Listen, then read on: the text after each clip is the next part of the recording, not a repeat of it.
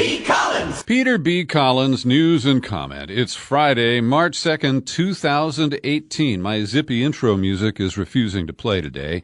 Must be on strike or something. I was away for a few days, went up to Lake Tahoe, got in some skiing, and got out just before a heavy weather system moved through. I'm feeling good and recharged, and I missed a few days.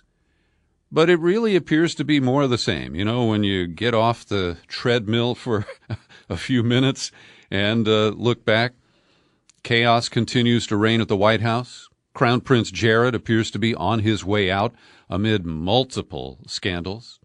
And Trump just keeps he keeps shifting on almost every issue and is a very hard guy to peg. First, to Crown Prince Jared. He is fending off multiple attacks from insiders at the White House, including General Kelly. We're told that Trump has whispered in his chief of staff's ear and asked him to find a way to get Ivanka and Jared out of the White House.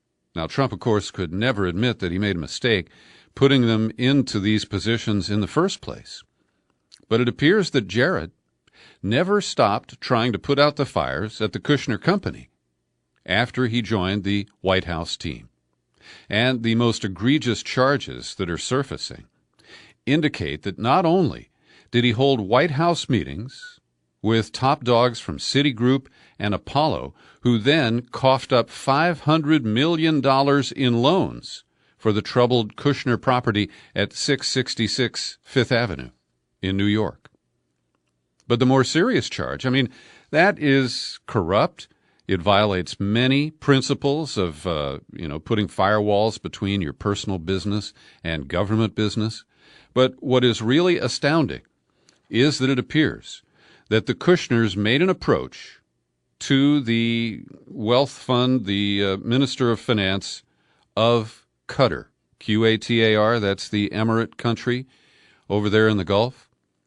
They're loaded with money, and they make a lot of investments all over the world.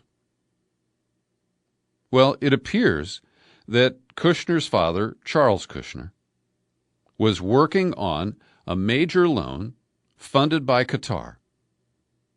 And then it didn't come through, partly because it was conditioned on the Kushners getting the rest of their money from somebody else. So just weeks after Qatar pulled out of a potential deal with the Kushners, Jared helped lead the charge. He and Donald went to Saudi Arabia. They held hands, they did that weird orb thing, and they danced with swords. And they hatched a scheme to isolate the nation of Qatar, claiming that they had committed violations in Syria. It was really rich because, of course, the U.S. has no business in Syria, and we've been funding these proxy wars for years. Saudi Arabia is the biggest funder of the anti-Assad forces in Syria. So for them to point fingers at Qatar was really rich. But as you know, Qatar has the Al Jazeera news channel that bugs the shit out of the Saudis on a daily basis. So this was a matter of some convenience. Kushner was upset because the Qataris wouldn't cough up cash for Daddy's failing company. And so he used his power as a government official to pay back the Qataris. This is corruption of the lowest order and the highest concern. And we're now hearing that part of the reason why Jared couldn't get his security clearance approved is that reports to our spooks from sources in the United Arab Emirates, in China, Israel, and Mexico indicate that because Kushner was so desperate to get this money, that he was compromised. And that they figured out, these other countries, how they could manipulate the Crown Prince because of his obvious financial needs. Then we turn to the father-in-law of Kushner, and it's been quite a week over there at Trumplandia. There's been an internal struggle in the White House with all of his pro-business, globalist appointees, including Gary Cohn, one of his top economic advisors, over whether Trump should follow through on imposing tariffs on imports of steel and aluminum. And this has gone back and forth wildly over the last couple of days. Cohn, a former Goldman Sachs president, has threatened to quit if Trump moves forward with the sanctions. So it appeared last night that he was going to pull back, but he's tweeting about it again this morning, and he does seem to be prepared to move forward on that. And it's interesting to note that while we think that Trump mainly has China in his sights because of the massive trade deficit we run with the People's Republic, China is number 10 in the origin of steel imports to the United States. Canada is first, South Korea second, Mexico, Brazil, Germany, Japan, Russia, Taiwan, Turkey, China. Only $1 billion worth of steel imports from China in 2017. And I want to be clear, I am not a free trader. I oppose the Trans-Pacific Partnership, not only because of its trade elements, but because of the other secretly negotiated portions of that deal. I was opposed to NAFTA, and I still am. But this ad hoc approach to announcing tariffs first on washing machines, now on steel and aluminum, this will only spark a trade war. And Trump appears oblivious to this. He kind of welcomes it, relishes it. And in Europe, they are threatening to put tariffs on Harleys, on Jack, bourbon, and on Levi's. And that'll just be the start. So you have to have a coherent plan and strategy. It has to be well articulated, or all you're going to do is go neener, and you're going to raise the cost of consumer goods for Americans. And the promise that steel manufacturing is going to rebound in the United States, that is as phony as the promise that coal is clean and that coal mining will return to profitability and start to expand here in the United States. And here's an insider deal worthy of Jared Kushner. Carl Icahn has been an advisor of Trump's. He's a billionaire with, $16 billion, something like that. Well, he sold $31 million of shares in Manitowoc. That's a heavy equipment company that's heavily dependent on steel imports. And he sold them last week before Trump could roil the markets and see those shares go down in value. And the chaos continued, of course, with Hope Hicks exiting the White House. She was a bump on a stump as far as I'm concerned, but appeared to be very important to the Donald's equilibrium. And word is that H.R. McMaster, the National Security Advisor, is on his way out, looking for a graceful way to cause him to exit. And here's a quote from today's New York Times. Some White House aides have privately expressed frustration that Kushner and his wife, Ivanka Trump, have remained at the White House, despite Trump having told Mr. Kelly and other aides that he believes they should leave. Yet, the aides have also noted that Trump has told the couple that they should keep serving in their roles, even as he's privately asked Kelly for help in moving them out. Now, this just points up so many ridiculous things. Trump put them there. They're his family members. He should be the one to say, you got to go. He never should have put them there, and he should have removed them long ago. But the idea that he needs Kelly to do his dirty work for him, because he can't possibly confront his daughter and her hubby and say, this didn't work out so well, kids, get lost. I mean, what kind of a yellow-bellied sapsucker have we got there? Oh, sorry, he's orange. Meanwhile, Trump fainted on gun control. He had this live cabinet meeting at the White House and teased Dianne Feinstein that Joe Manchin was going to take her assault weapons ban and include it in whatever legislation the Senate is trying to cook up. And the end result is, at the end of the day yesterday, he met with Chris Cox, the lobbyist for the NRA, And it appears that it's all just bullshit. And if we see any changes, they will be minor, little window dressing. Yesterday, Trump made a comment. He was meeting with people related to the opioid crisis in the country. And he seems to think that, the people who sell meth and other street drugs are the same as the people who have addicted millions of Americans and led to the loss of life in the tens of thousands each year. But it doesn't work that way, Donald. These are corporate criminals. And so he talked about how we need to execute a few of these people. And that will send a chilling message and just clean up the drug problem in this country. I mean, it's so ignorant and idiotic, it hardly bears mentioning. But Trump clearly idolizes Rodrigo Duterte.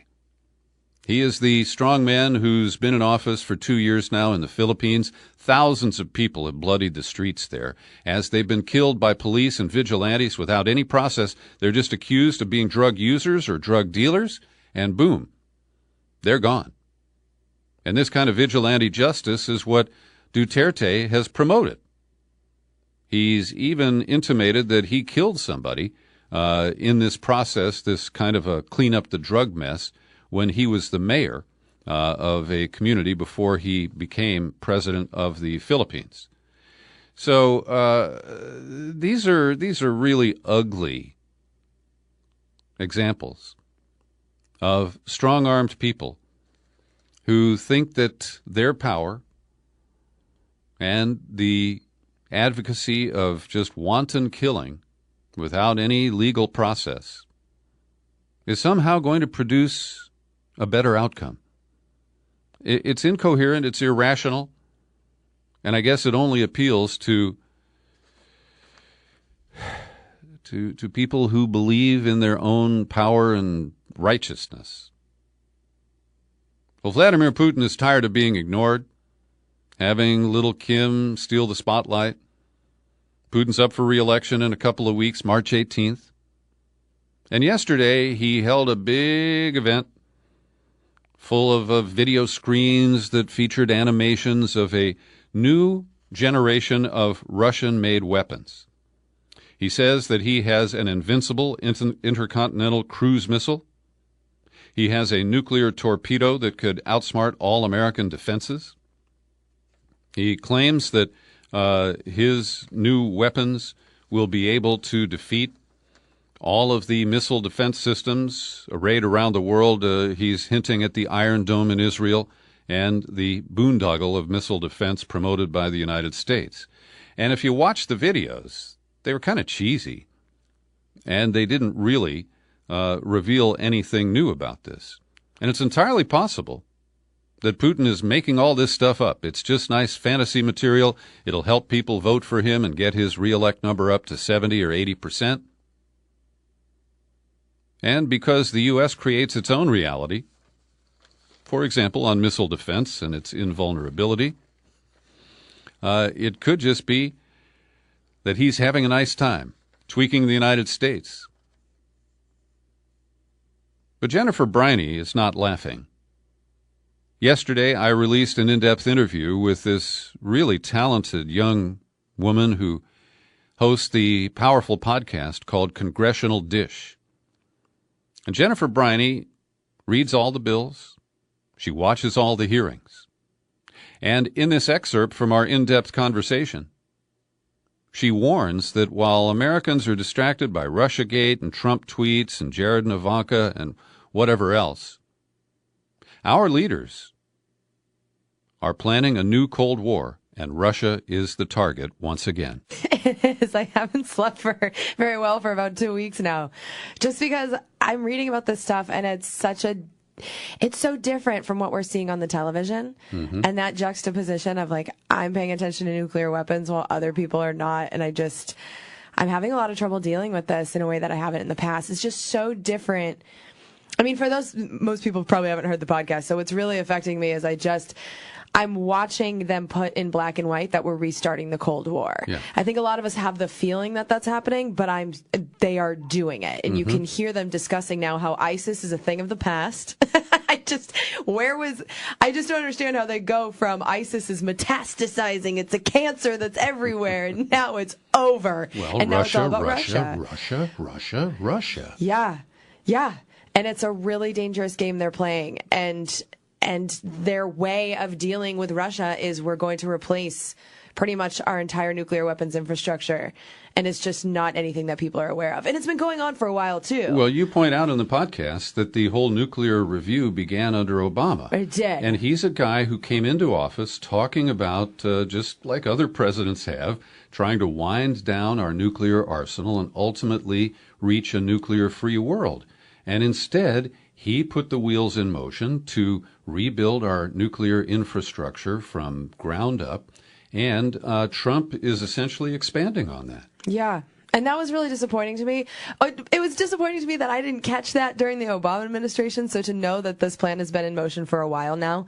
But just to see how the Trump is expanding it, they're going to do 2 new programs, and they're also going to redo the infrastructure that we let disappear that would let us create new nuclear weapons. So they're starting us on the path of creating more nuclear weapons instead of eliminating them. And it's such a huge decision that I feel like the American public has not been a part of at all. That's Jennifer Briney, the host of the Congressional Dish podcast. I highly recommend you listen to her 2 most recent episodes, 167 and 168, where she details how, looking at the National Defense Authorization Act, the Pentagon budget bill, she figured out the new Cold War and the way that the whole saga of the change of power, the shift of power in Ukraine was achieved. And I really find her to be a valuable resource, and I hope you'll check out her work at congressionaldish.com. And just to complete the story about Russia, Putin, in his speech yesterday, referred to the Bush administration, W. Bush, pulling out of the 1972 anti-ballistic missile treaty. And Putin tweaked the United States. He said, "You didn't listen to our country then. Listen to us now." I would like to tell those of you who have been trying to escalate the arms race for the past 15 years to gain unilateral advantages over Russia and to impose restrictions and sanctions, the attempt at curbing Russia has failed. So the podcast I mentioned with Jennifer Briney is available today for subscribers at peterbcollins.com, at iTunes, TuneIn, Spreaker, Stitcher. And it's made possible by people like you who take out little subscriptions for $5, $10, $20 a month, $50 a year.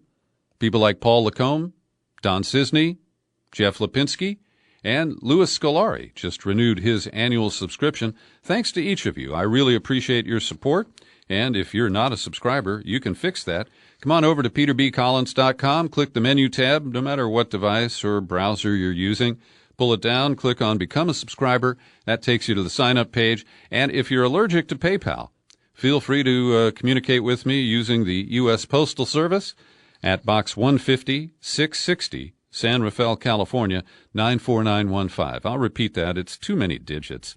You know, it's funny, the 150 part, every box at my post office starts with 150. It's some sort of internal code, but it makes it harder to remember. It's Box 150660, San Rafael, California, 94915. Now let's dive into Russiagate, because it just keeps getting more and more interesting. Headline in today's New York Times, will Russia meddle in Italy's election?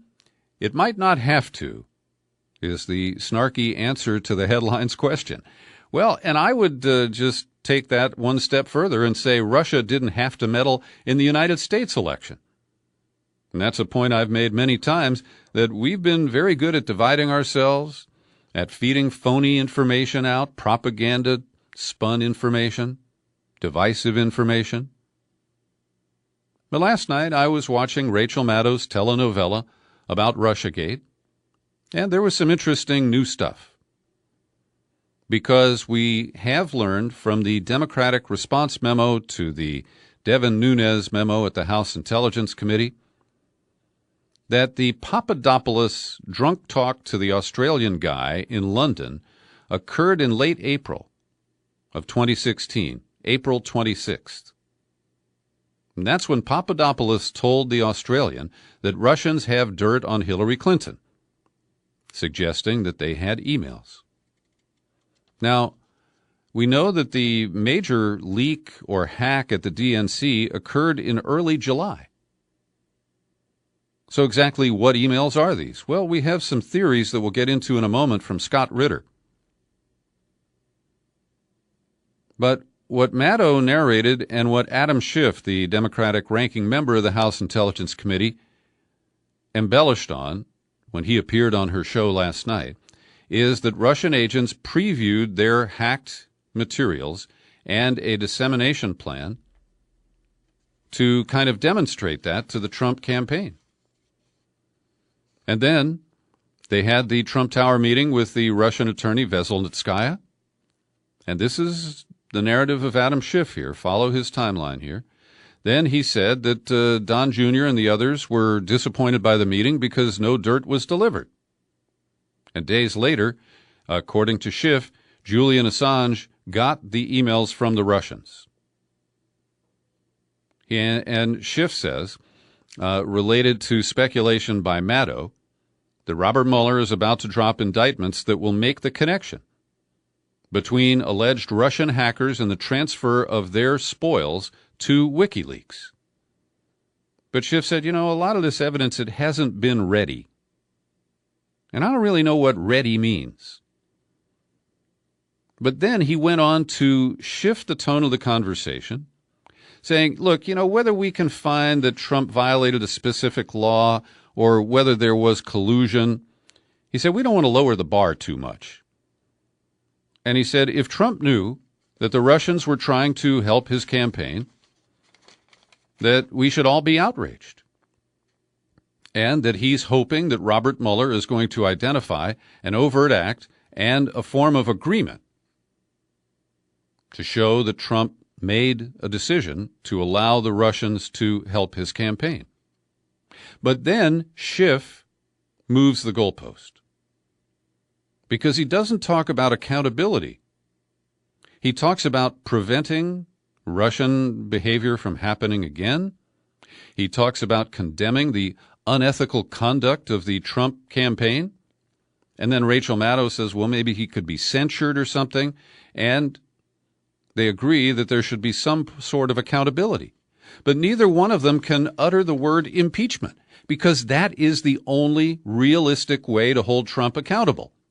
And why is it that the Democratic news channel and one of the leaders of the Russiagate narrative, Adam Schiff, don't even mention impeachment as a possibility?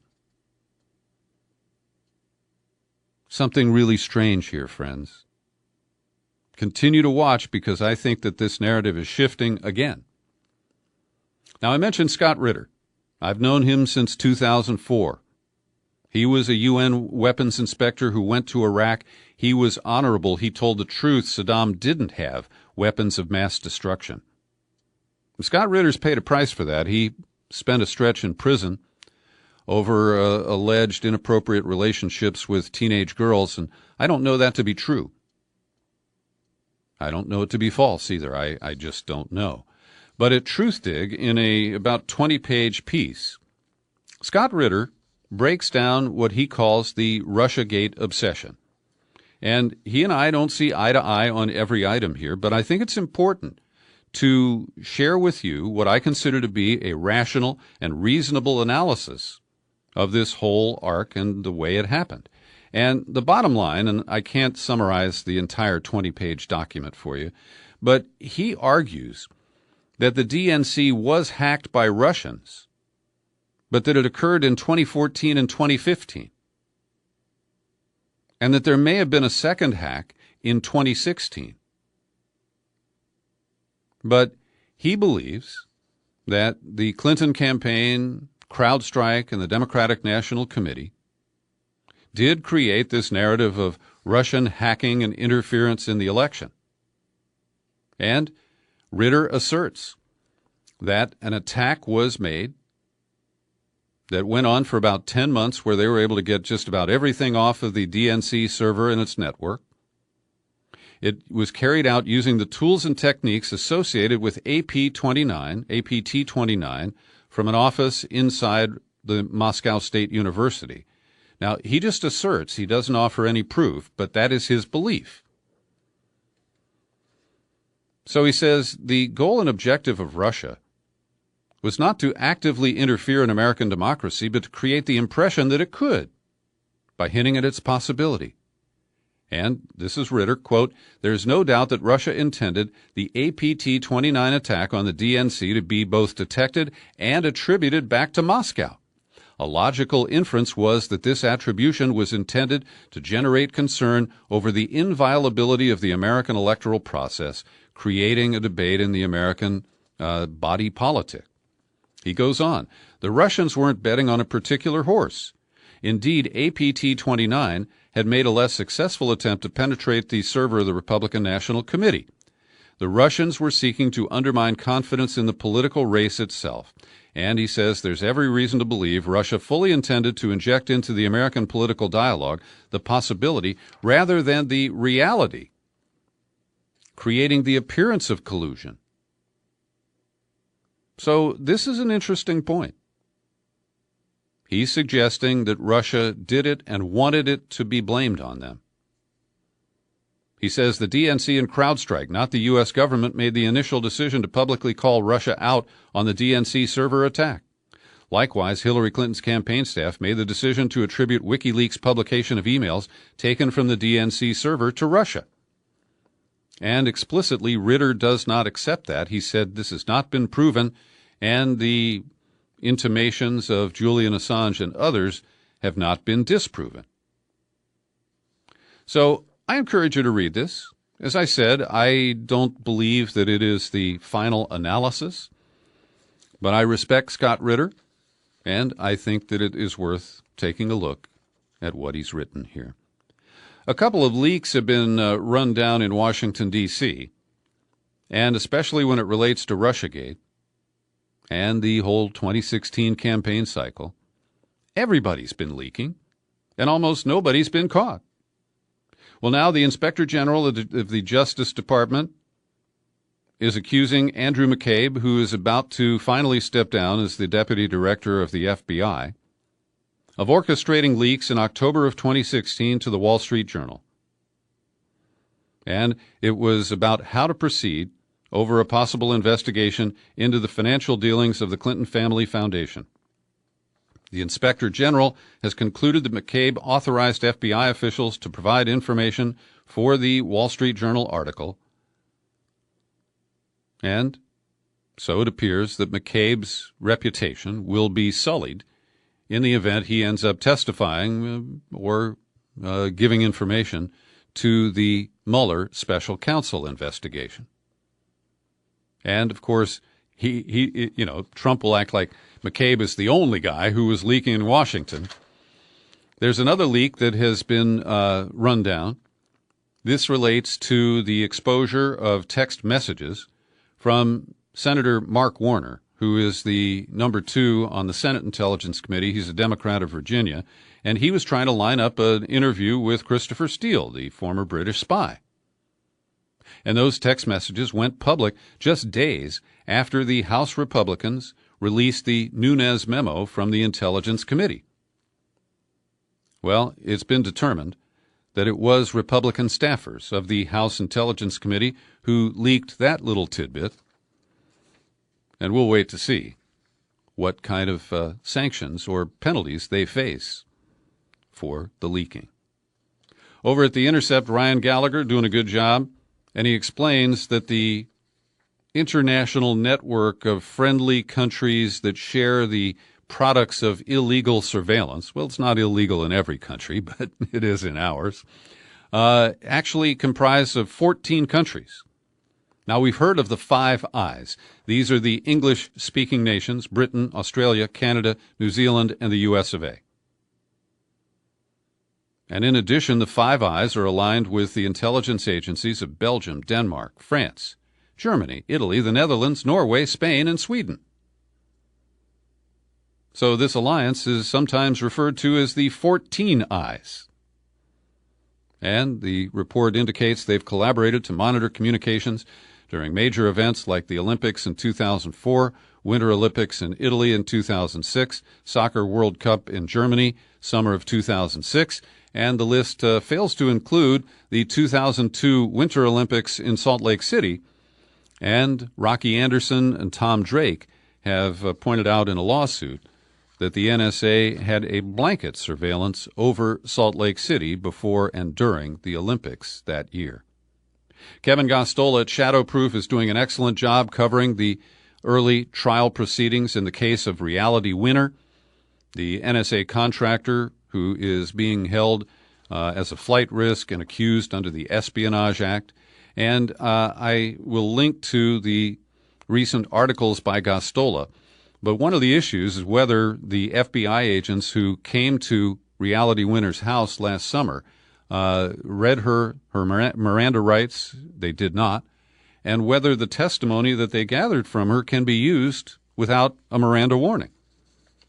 So I think that's going to be very interesting. Across the bay from me, Oakland's Mayor Libby Schaaf issued a warning late last Saturday, warning her community that there was an ICE raid about to get underway. And in fact, it did occur on Sunday and Monday. Hundreds of people in Northern California were rounded up by the immigration cops. And this has led to pushback from the White House, claiming that Schaaf interfered in a way that is improper. Well, I fully support what she did. And there's this curious kind of profile of Libby Schaaf in the New York Times today, where they highlight a lot of the honest problems that Oakland has had, the big ghost ship fire, scandals on the police force. But those have little to do with the moral and proper decision she made to issue the warning. The man who was elected to lead the separatist movement for independence of Catalonia, Carles Puigdemont, he has thrown in the towel halfway.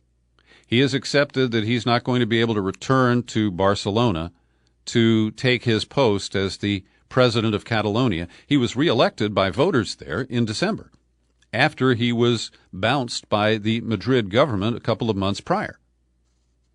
But it's interesting, the New York Times reports that part of the story, but The Guardian today picks up and says that Puigdemont has suspended attempts to return to office, but he intends to preside over a government in exile and carry on his drive for independence from his own exile in Belgium. And finally today, I want to read some comments from George Maschke. He is a very bright listener and a subscriber to this podcast. He lives in The Hague, Den Haag, in Holland. And he took exception to comments from Yasha Levine when he was interviewed here a couple of weeks ago about his new book, Surveillance Valley. And to his credit, George Maschke, who is, like I say, a smart and reasonable man, he actually read Levine's book, and then he sent me some comments. Thusly, I found the sections on the early history of the Internet interesting, though I think that Levine overstates the role of surveillance in the early Internet. Then he goes on to say that respect to Tor and Signal, Levine didn't provide any new information that causes me any concern about using them. Levine's critique of Tor is largely a rehash of his earlier reporting on Pando, and that's correct. He cannot understand how one agency of the U.S. government might fund a project that would inconvenience another agency of the government. Therefore, it must be a trap. And he cites Micah Lee's critique of Levine's reporting going back to 2014. Maschke says, I think Levine engages in a smear tactic by repeatedly referring to Tor developer Roger Dingeldine's contacts at agencies that provided grants, his handlers. Well, I agree that Levine has it in for Tor. And because I'm not really up to speed on some of the technical aspects, I do share the concerns that Levine has described, and it's true that Tor does disclose that it was developed by the Navy and it's funded by the State Department. But that doesn't ease my concerns. And I still don't believe that there is any safe encryption system on the Internet, and I operate accordingly. So, George, I thank you for your comments. I didn't get to read it all because I'm running late here on the podcast today, but I want to acknowledge them. And if anybody else has comments you'd like to share, feel free to email peter@peterbcollins.com. Thanks for listening to this daily news and comment podcast. We post it on YouTube, and if you go there, click the subscribe thingy, will you? I'm Peter B. Collins. Happy trails to you until we meet again. Happy trails to you. Keep smiling.